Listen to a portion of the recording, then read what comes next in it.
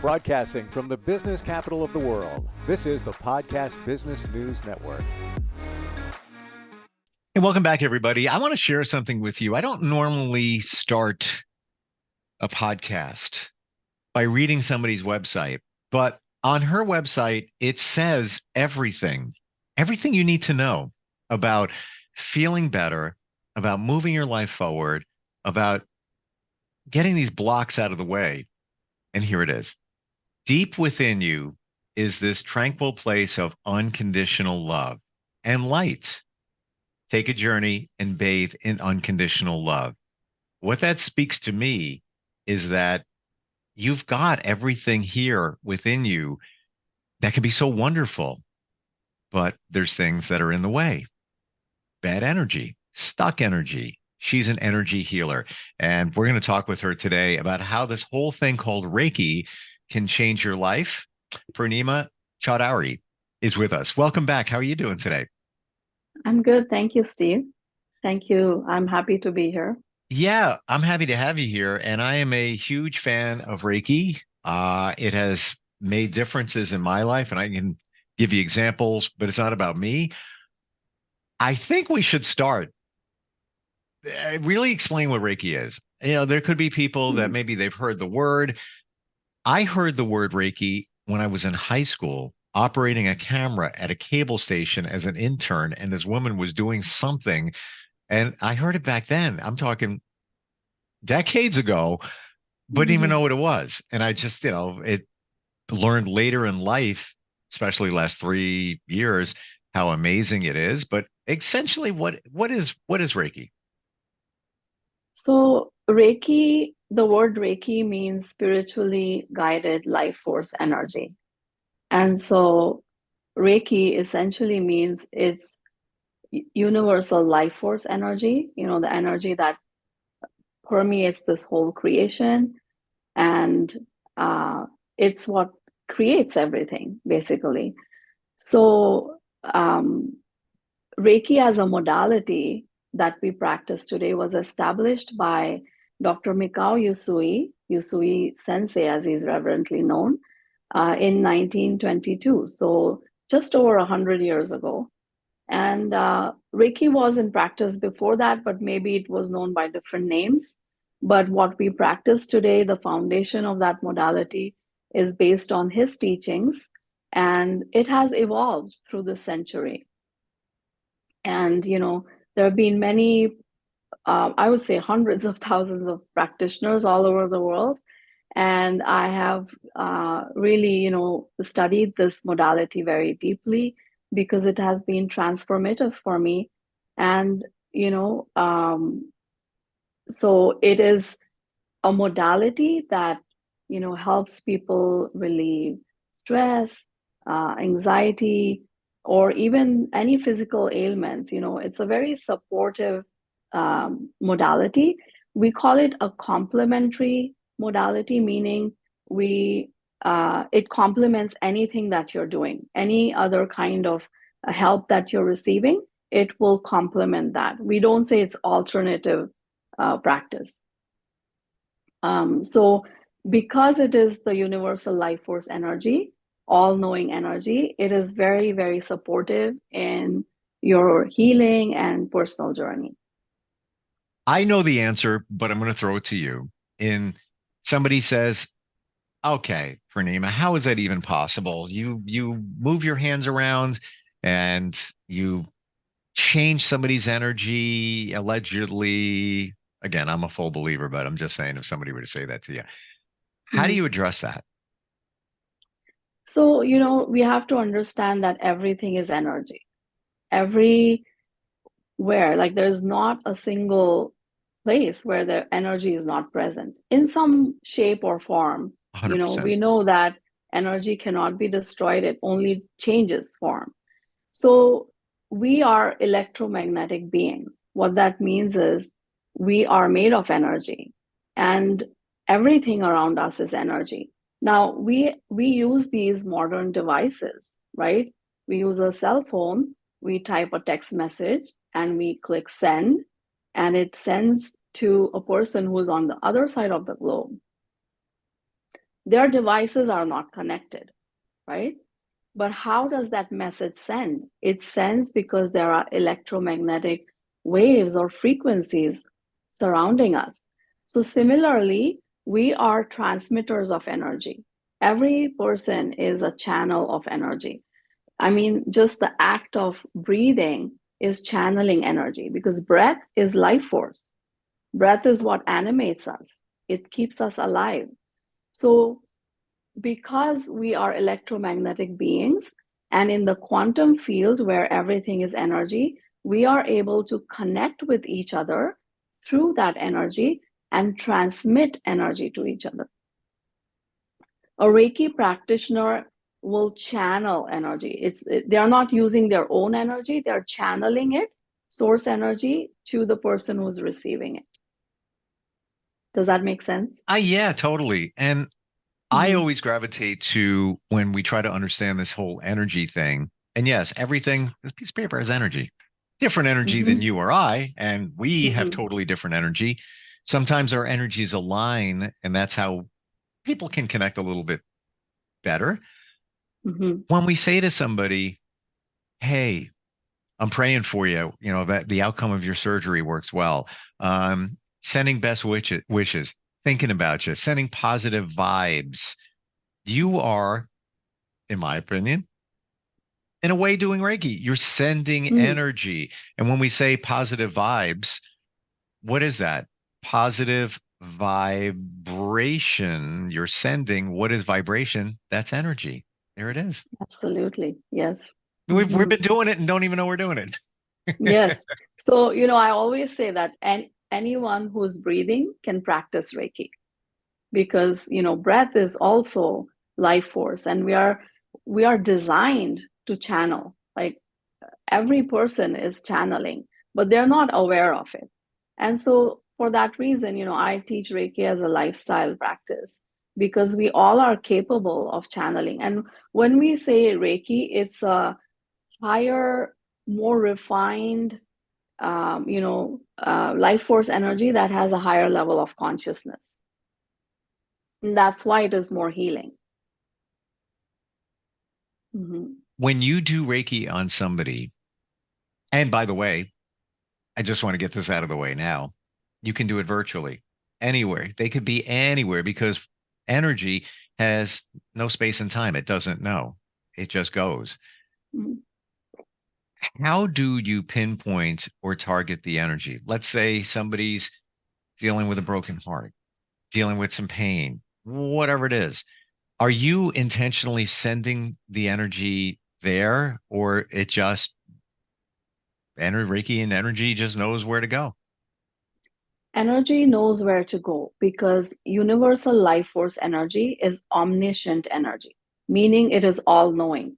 It knows where to go, what needs it literally prioritizes. I'm just, blown away by how it works, because I am a very passive conduit, meaning when I channel Reiki to a person, I am not trying to do anything. I do set an intention of sending Reiki to that person. It's like, when you're sending an email or you're sending a text message, you need an email address. So I say the name of the person. I don't know how that person looks like. I know where they live in the world, and I know their name. And just that information is enough for Reiki to flow to them. And as Reiki is being channeled to them, I am fully aware, like my clear senses come online and they get activated. And through my clear senses, I'm able to perceive what is going on in that person's being. And so, say they, for example, they have a back pain, I start feeling it in my back, and I know I can feel the Reiki flowing there. I don't have to send it there; it just starts flowing there, and then I can feel how it is, dissolving that block or that, obstruction of life force, and then that sensation is gone, and then Reiki flows to a different area. It through the whole session, it's prioritizing which areas need to be healed. And at the end of the session, when I record a voice note to send to my client, and I share, what I experience, it's always spot on what I experience. So I see how Reiki does not need any guidance. It knows how to help that person, and it can be on a physical level, it can be on a mental, emotional level, it can be on a spiritual level. Wow. I've never heard that before. I want to make sure I've heard it right, that you feel it. So somebody's got a back issue, and I could be here. We're many hundreds, thousands of miles apart. Yes. You could detect that I've got something going on. You can feel it. Yes, absolutely. That clairsense is known as clairsentience, where most sessions are in the quantum field. I'm not even on Zoom or I'm not looking at the person at all. Hmm. If anyone looks at me while I'm doing channeling, they will think that I'm meditating. They won't know that I'm channeling Reiki because it looks like I'm meditating, but I'm channeling. I'm in a session and I'm connected to the field of this person who I'm channeling to, their biomagnetic field, and because of that connection, my clear senses, and sometimes I feel things in my physical body. Sometimes I start crying, like there's an emotional release that happens, or sometimes I'm shown visuals. And those visuals, they make absolutely no sense to me because I don't know that person at all. But when I share that, it is always, they can relate to it. They say, wow, like this is what I was meant to see or hear. So it's just magical how this works. So I wasn't going to do this because it's not about me, but I want to back up what you said. Can I share a story? And I'm wondering if you encounter this. Sure, yeah. So the first time I ever had Reiki, and this is all backing up your points here, the practitioner, like you, thousands of miles away, said, "All right, I'm going to start tonight at 8 o'clock. Be in a comfortable spot, and 8 o'clock I'll begin, and I'll text you, like 45 minutes or so when I'm done." Like, okay, we didn't even see each other. Mm-hmm. So I sit down. I have in my studio office here, this is not my house. This is a totally separate building. I have a futon. So I was like, all right, let me sit down here and I'll just chill. I could swear I felt something going from my feet to my head to my feet and back up again. And I was Mm-hmm. trying to get out of my head and not think that because I thought that somebody was doing something, but all right, whatever. She does the session, she texts me and she goes, "Okay, I'm done. I want you to know I sensed something and she says, it's weird. I got to share it with you." So she says, "I don't know what it was, but I could see you taking me on a small boat among some reeds and some weeds, some sea life. We're looking in the water, we see things swimming around and everything. I don't know what it was, but I figured I'd share it with you." Well, she was describing my Zen, which is kayaking. I love kayaking. I always Mm-hmm. go more times than not in salt water because I like the sea life. I will go around the reeds and the weeds, the marshes, and look around because you can see a lot of stuff. I'll go there to just chill, meditate, think, all of that. She was picking up on that just again, we didn't talk. You're not going to find it on social media, anything like that. To me, that was my initial, okay, this is real. You've got something here. You're able to tap into my energy with permission. And what did I feel the next day? I felt lighter, uh, felt just, clarity. I had clarity in thinking of Mm-hmm. things. And every Reiki session I've had has been a different experience, but that was my first one.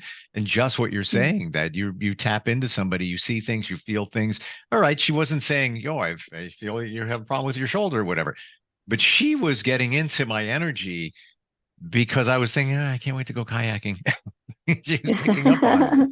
So yeah, Yes. there is that was a mind blow for me, that there is a Mhm. connection to our energy through somebody else. Have you Mhm. experienced things similar to that? Oh yeah, all the time. And I've done thousands of sessions. And every Wow. time, like even if it's the same person coming back, it's a new experience every time because we are multi-dimensional beings. We have so many layers, and there's always things coming up for release. So every experience is different. And initially, like when I started my practice years ago, my clairsentience was my strongest, clairsense.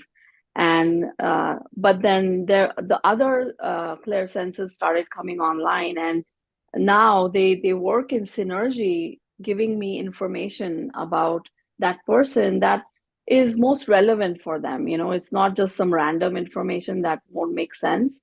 But it's just amazing to experience that, how I don't know that person at all. Right. It's a complete stranger on maybe on the other side of the planet, but just connecting through Reiki, I can, help them with the energy, but also share some very, important information with them. And healing for stuck energy, Mm-hmm. which we can get to at some point, but you're not talking to them. You can, but that's the amazing Yeah.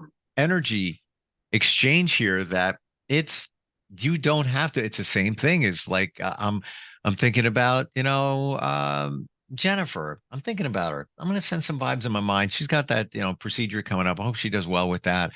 You're sending the energy out same way that you're doing it. It's fascinating, but we shouldn't be surprised because, some guy named Einstein Mm-hmm. talked about this many years ago, as did many Mm-hmm. others. And now I feel that the greater a greater population is picking up on it, or finally realizing it. Uh, Purnima, how did this all happen for you? Your journey into this whole energy healing? Mm-hmm. So, I had heard about Reiki for a long time. I grew up in India and I had heard about Reiki there, but somehow I was like sitting on the fence and you didn't try it or anything. And then, I had a personal health crisis, and I actually had an inoperable tumor. And as I was exploring my options of like what kind of treatment, I really strongly felt that I should explore some natural options. And so I explored Ayurveda and Reiki. And that's when Ayurveda and Reiki came into my life. And I started, you know, um, receiving treatment. My body responded beautifully. I healed completely. And of course, I did get a surgery. So Western medicine was part of it, but I did not go for any of the drug protocols. I did it all naturally, so that I was able to heal my body. And that was the turning point. I decided, wow, this is just incredible how my body responded. So I decided to get trained, and I did the all the degrees of Reiki. And then I received my first master attunement in 10 years ago, actually, 2014. Wow. And then from then on, it was like, and I've been a teacher for a very long time. So it was, not surprising that I felt very drawn to teach this modality. And since then, I've taught many, many people across the world, all walks of life. That's the beauty of Reiki, that it's not just for people who want to practice this as a modality, as a professional practice. It's for anyone. And I've seen my personal transformation through, receiving this healing on a daily basis. But also, sometimes I reach out to others and receive it. And it's just the most beautiful practice, I feel. So that's how it came into my life. Can anybody perform Reiki Anybody, whoever can breathe can perform. It's with that simple as that. the training and the attunement and all of that? Yeah, I mean, yeah. okay, with your training, you're hyper focused. Can somebody do a basic form of Reiki without having that attunement and training? So this is the main difference between any other energy healing practice. There are lots of energy healing practices, and Reiki is that to practice Reiki, to channel Reiki, one has to be attuned. Reiki cannot be learned by watching a video or reading a book. One has to receive an attunement to channel these energies. Gotcha. Which takes training and time. It's not very time consuming. You know, I just taught an intensive class this weekend, 2 days, and all my students, they walked out with a Reiki 2 second degree Reiki practitioner certificate. Wow. So it's very quick and it's instant. You know, they get attuned and they can see their hands, you know, vibrating with that energy. That's so cool. It is. Really It is. Well, we've identified that this can be done anywhere virtually. If somebody's feeling stuck, having pain, having challenges, want to move forward in life, anything that energy can heal. Purnima, how do we find you? My website is innerjourneyreiki.com. And I'm also on Instagram at Purnima_Chaudhari. So people can find me on Instagram. I'm fairly active on Instagram, not other social media. But yeah, my website has all the information about everything I do. And your website's fantastic. That's why I started reading from it even before we began today. And I love the name, Inner Journey. We're all on our inner journey, whether we realize it or not. Those of us who do realize it move a little bit better on that journey. And one of those ways to do that is with energy healing and Reiki. Thank you so much for being here today. Thank you. Thank you. Yeah. I'm looking forward next time we get together. Yes, me too. Okay. We are coming right back. Are you looking for even more of the podcasts and hosts that you love? The Podcast Business News Network is proud to announce that you now have even more ways to listen live. Check out the MyTuner Radio, online radio box, and Simple Radio apps on iOS and Android, or find us online. Search for Business News Network on mytuner-radio.com, or search Podcast Business News Network on streama.com and onlineradiobox.com/US. Take your podcast on the go and don't miss a minute of the action.